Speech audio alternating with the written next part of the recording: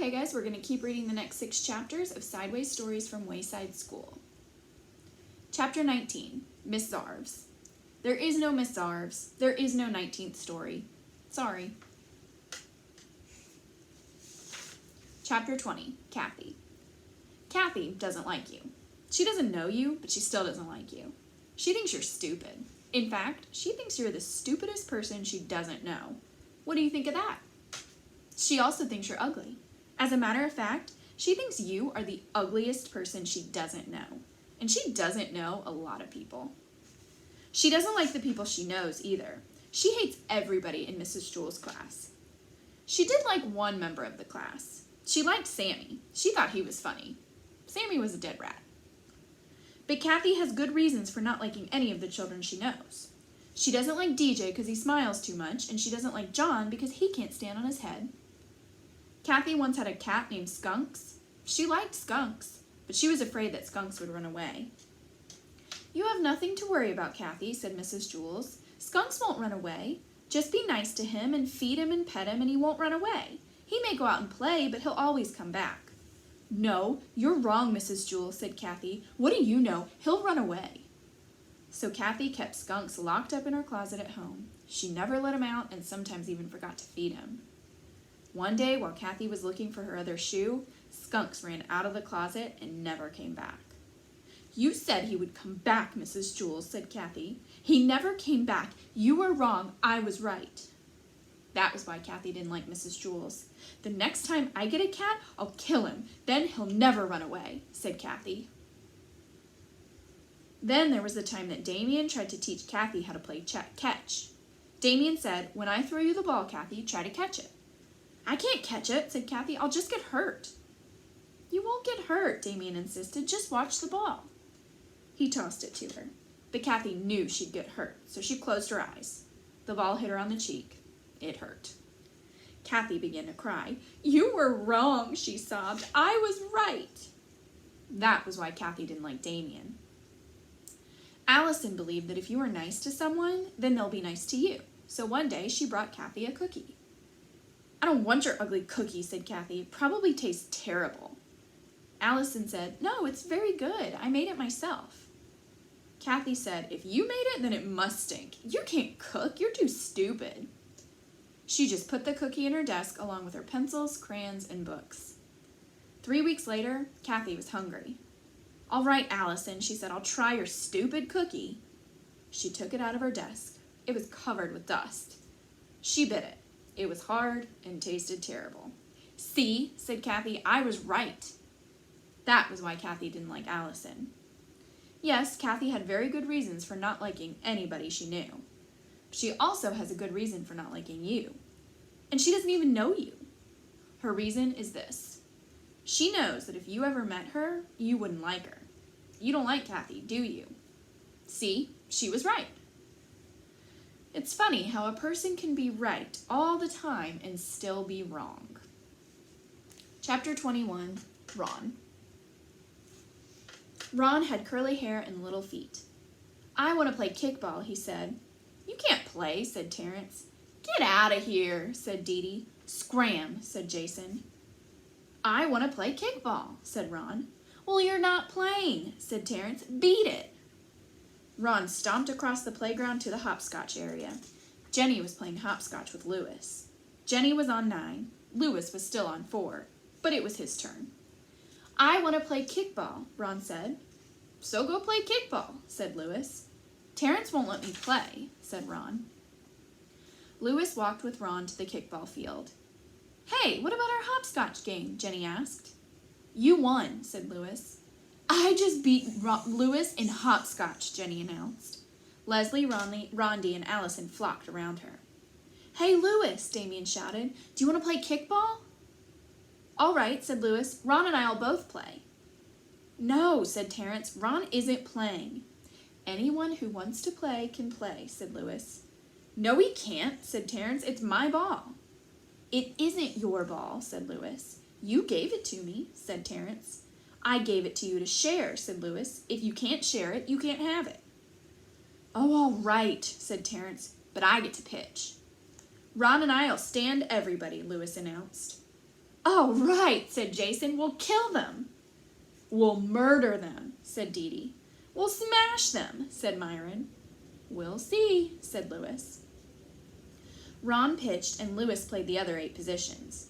20 minutes later, they finally got 3 outs. The score was 21-0. Ron was up first. Infield in, shouted Damien. Everybody stood within 10 feet of home plate.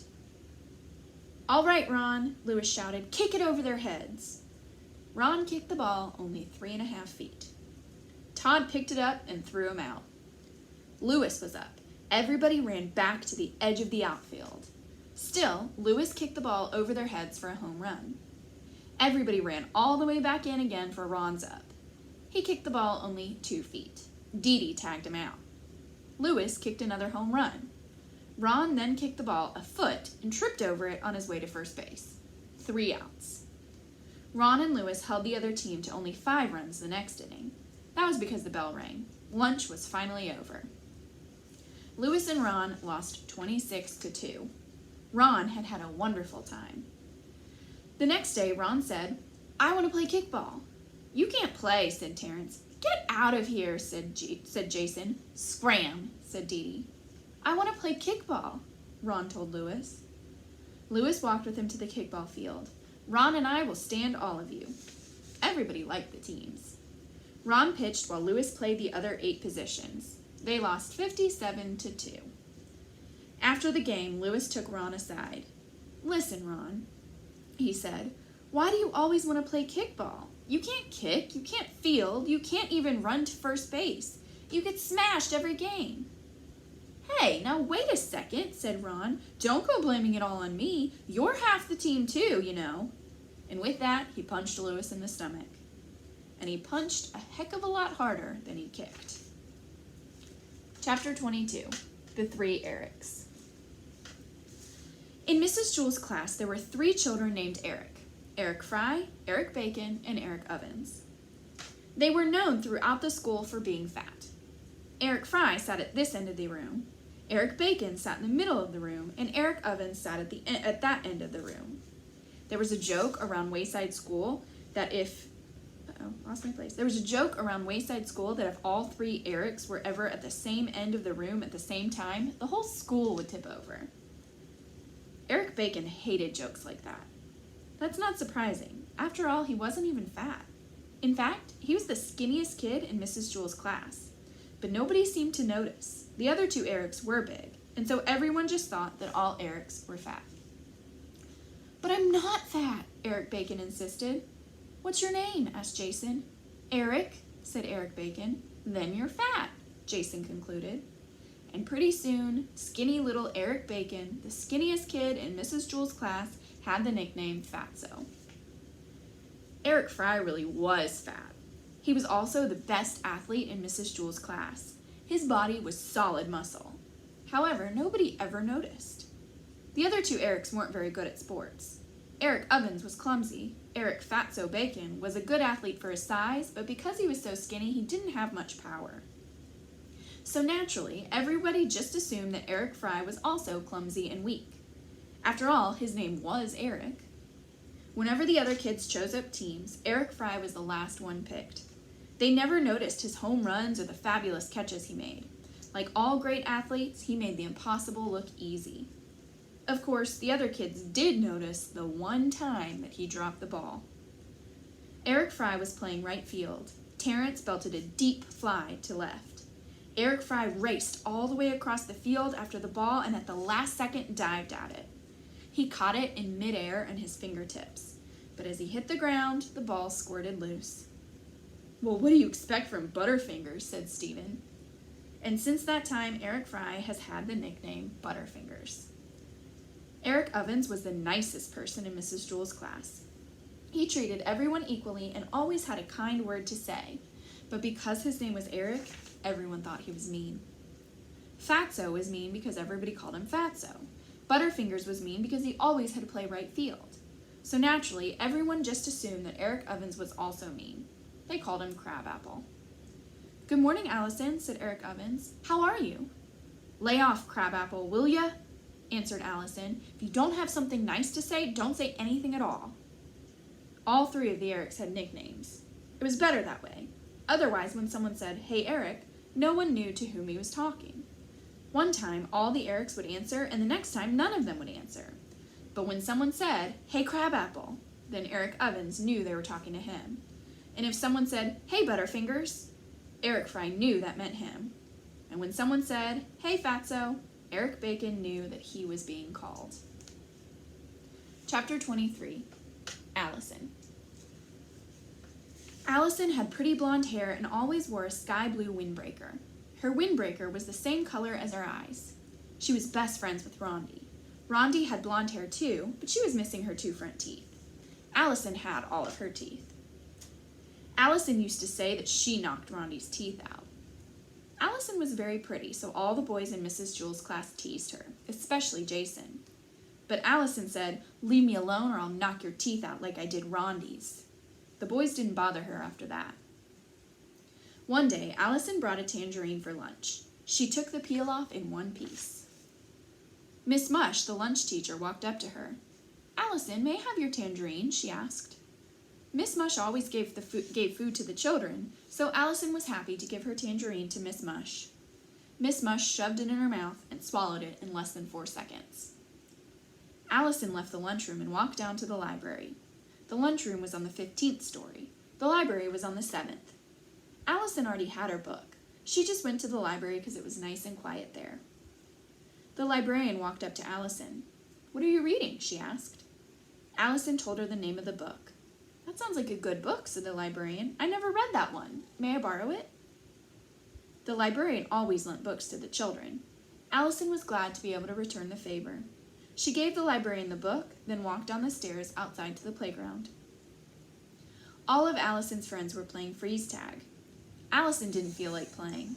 She reached into the pocket of her sky blue windbreaker and took out a tennis ball. She bounced it a couple of times on the ground. Lewis came up to her. "Hi, Allison," he said. "May I play with your tennis ball?" Lewis always gave balls to the children. Allison happily gave her ball to Lewis. Lewis threw the ball all the way to the other side of the playground.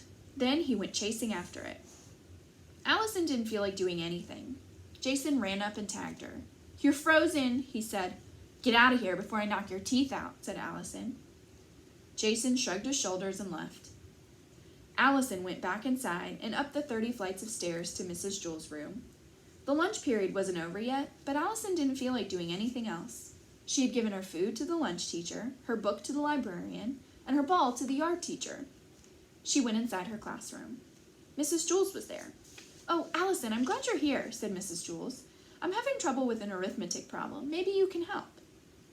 "Sure," said Allison. Mrs. Jewell's always helped the children with their problems. Allison was happy to help. "How do you spell chair?" asked Mrs. Jewell's. "C-H-A-I-R," said Allison. "Yes, that's right," said Mrs. Jewell's. "I knew it wasn't C-H-A-R-E, but I couldn't remember what it was." "That's not an arithmetic problem," said Allison. "That's spelling." "Yes, you're right again," said Mrs. Jewell's. "I always get the two mixed up." The bell rang. The lunch period was over. Allison could hear the other children running up the stairs. "Allison," said Mrs. Jewell's, "you learned a very important secret today, and I don't want you to tell any of the other children, not even Rondi." "What was that?" asked Allison. She didn't even know she'd learned a secret. She loved secrets. "You learned that children are really smarter than their teachers," said Mrs. Jewell's. "Oh, that's no secret," said Allison. "Everybody knows that." Chapter 24, Damien. Damien had hazel eyes with a little black dot in the middle of each of them. The dots were called pupils. So was Damien. He was a pupil in Mrs. Jewell's class. Mrs. Jewell's was about to show the class a movie. She turned out the lights. When it was dark, Damien's pupils got bigger. "Damien," said Mrs. Jewell's, "run downstairs and ask Lewis if he'd like to see the movie with us." Damien ran down the 30 flights of stairs to the playground. He stopped outside as Lewis was hooking up the tetherball. "Hey, Lewis," Damien called, "do you want to see a movie in Mrs. Jewell's class?" Lewis rubbed his chin. "What movie?" he asked. Damien shrugged his shoulders. "I don't know," he said. "I'll be right back." Damien ran all the way back up the stairs to the 30th story. Louis wants to know what movie, said Damien. Does he want to know the name of the movie or what the movie is about? Asked Mrs. Jules. I don't know, said Damien. I'll ask him. Damien raced back down the stairs and out to the playground. Louis, do you want to know the name of the movie or what the movie is about? He asked. The name, said Louis. Okay, said Damien. Damien hurried back up the 30 flights of stairs. He took the steps 2 at a time. He wants to know the name, said Damien. Turtles, said Mrs. Jules. Damien turned around, took a deep breath, then ran back down the stairs. Turtles, Damien told Louis. Hey, that might be good, said Louis. What's it about? I'm not sure, said Damien. I'll find out. Damien raced back up the stairs, but first he stopped to take a drink of water. What's it about, Mrs. Jules? Asked Damien. Turtles, said Mrs. Jules. Damien rushed back down the stairs to tell Louis. Turtles, said Damien. No thanks, said Louis. I don't like turtles. They're too slow. Damien lowered his head and slowly walked up the 30 flights of stairs. His legs were sore, he could hardly breathe, and his side ached. By the time he got to Mrs. Jules' class, the movie was over. All right, class, said Mrs. Jules. I want everybody to take out a piece of paper and a pencil and write something about turtles. Damien had missed the movie, but he still could have written something about turtles. Turtles are too slow. But now he couldn't find his pencil. It just wasn't his day. What's the matter, Damien? Asked Mrs. Jules. I can't find my pencil, said Damien. Class, Damien's pencil is missing, Mrs. Jules announced. What did it look like, Damien? She asked. It was long and yellow, said Damien. It had a black point at one end and a red eraser at the other. I found it, said Todd. Here, by the blackboard. Yes, that's it, said Damien. No, there it is, in the corner by the wastebasket, said Crabapple. Maybe that's it, said Damien. Here it is, said John. It's been in my desk the whole time. No, here it is in my hand, said Joe.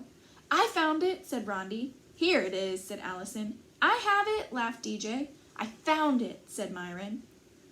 Which one is yours, Damien? Asked Mrs. Jules. Damien studied each pencil. They all look like mine, he said. Fortunately, at that moment, Louis walked into the classroom. He handed Damien a pencil. You dropped this when you were telling me about the movie, said Louis. Thanks, said Damien. Okay, class, said Mrs. Jules. So that we have no more mix-ups, I want everybody to write his name on his pencil. Damien spent the rest of the day trying to write his name on his pencil. Damien's pencil couldn't write on itself. It was just like his beautiful hazel eyes with the black dots in the middle. They could see everything except themselves.